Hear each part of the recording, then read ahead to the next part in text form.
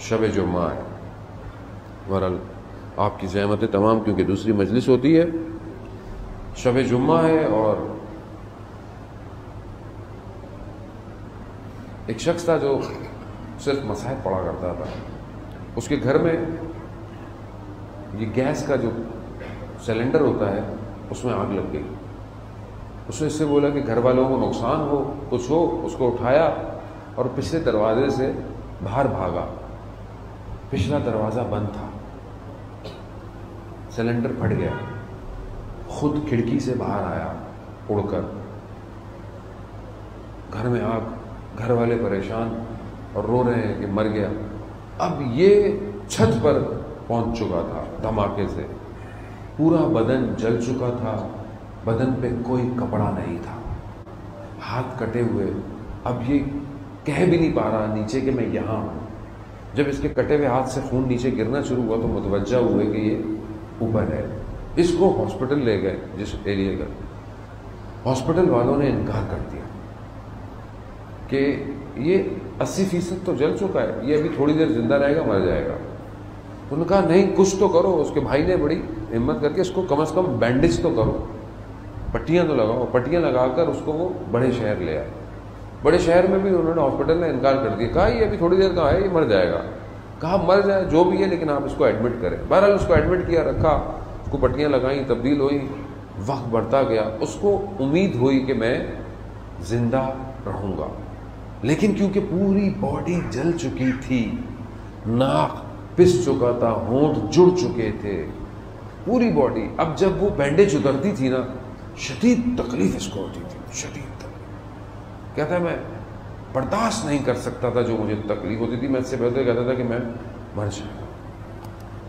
کہتا ہے کیونکہ ہڈی اور ٹانگ ٹوٹ گئی تھی، تو کچھ دن گزرے، ڈاکٹر نے بولا کہ اس کو آپریشن کرنا پڑے گا، سرجری کرنی پڑے گی، لیکن کوئی چانس نہیں ہے، اگر یہ بچا بھی تو یہ فالج ہو جائے گا۔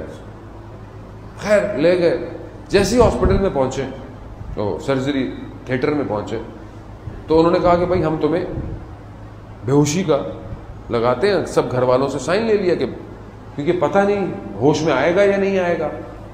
تو میں نے ان کو اشارہ سے کہا کہ مجھے بے ہوش کرنے سے پہلے مجھے کچھ کرنا ہے۔ کیا؟ بڑی مشکل سے کہا میں ساری زندگی مصائب پڑھتا رہا ہوں، آج میں اپنے لیے مصائب پڑھ رہا ہوں، اپنے لیے۔ کہا میں نے مصائب پڑھنا شروع کیے، ڈاکٹر بھی رو رہا ہے، نرس بھی رو رہے ہیں، سب تھیٹر میں مجلس برپا ہے، سب رو رہے ہیں۔ گریہ کرتے کرتے میں نے کہا امام حسین میری مدد کیجیے۔ کہا تھا میں، انہوں نے مجھے بے ہوش کیا۔ میں نے اچانک سے دیکھا کہ میں چند گھنٹوں کے لیے کسی اندھیرے میں چلا گیا ہوں۔ جیسے ہی اندھیرا ختم ہوا تو میں نے دیکھا کہ میرے کمرے میں ایک نور آ رہا ہے، اور میں نے دیکھا کہ وقت کا امام اندر آ رہا ہے، اور پھر اس کے ساتھ ایک اور شخص آیا جو خود امام حسین تھے، اور میرے قریب آ کر، اور میں امام سے کہہ رہا ہوں، امام نے کہا کیا چاہتے ہو؟ کہا مولا آپ کے سامنے شفا چاہتے ہیں۔ کہا امام نے اپنا ہاتھ یہاں سے لے کر مجھے پورے بدن پہ پھیلا۔ کہہ رہا میں نے بڑی کوشش، ارادہ کیا کہ میں امام کے دامن کو تھام لوں، لیکن میں نے کہا کہیں گستاخی نہ ہو جائے۔ یہ کہہ کر میں نے دیکھا اچانک سے ایک نرس ہاسپٹل کی جو تھی وہ آئی، اور لوگ آئے۔ میں نے کہا یہ کون لوگ ہیں؟ کہا یہ رشتہ دار ہیں، یہ اہل بیت ہیں، یہ سادات آ رہی ہے تمہیں دیکھنے کے لیے۔ کہا مگر یہ تو ڈاکٹر جو ہے یہ تو سید نہیں ہے، یہ جو نرس ہے۔ کہا نہیں یہ سید ہے۔ کہہ رہا میں کیونکہ ایک دوسری حالت میں ہوں، میرے اطراف میں میرا پورا گھر جمع ہے، ہاسپٹل کا سٹاف جمع ہے، اور میں بول رہا ہوں کہ اچھا یہ سید ہیں، یہ سید ہیں، یہ سید، اور یہ لوگ سب میری باتیں سن رہے ہیں۔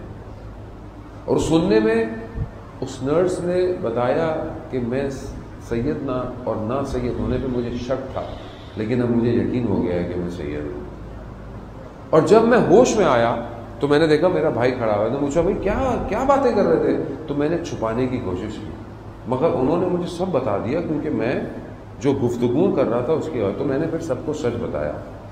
اچھا وہ کہہ رہے ہیں کہ میں ڈاکٹروں کو سب بتا رہا ہوں، میرے پوری پٹیاں لگی ہوئی ہیں اور میرے منہ جو پہلے پورے چپکے ہوئے تھے، مگر میں صحیح بات کر رہا ہوں، وہ پہچان ہی نہیں لگے میں صحیح بات کر رہا ہوں۔ کہہ رہے ایسے میں انہوں نے کہا کہ اب اس کو پٹیوں کو اتارے، انجیکشن ہے۔ میں نے کہا مجھے انجیکشن کی ضرورت نہیں ہے۔